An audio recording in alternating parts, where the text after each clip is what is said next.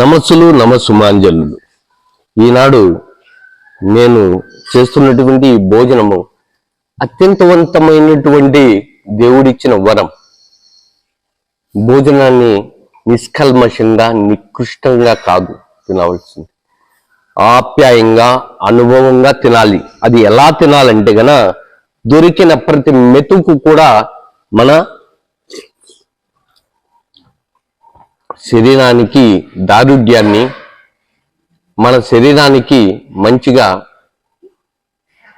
కావలసినటువంటి శక్తిని ఇవ్వగలిగింది. అటువంటి భోజనాన్ని ఈనాడు ఎంతో మంది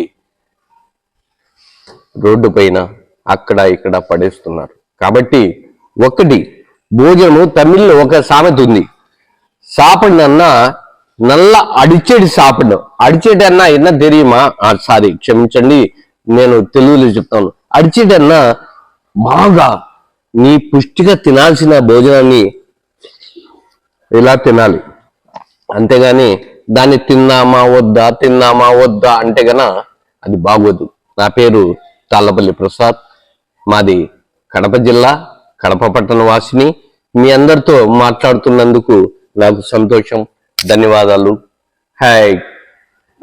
ఈ వీడియో కానీ మీకు నచ్చినట్టయితే లైక్ చేయండి, అలాగే సబ్స్క్రైబ్ చేయండి. పక్కనే ఉన్న బెల్ బటన్ని నొక్కడం మర్చిపోకండి.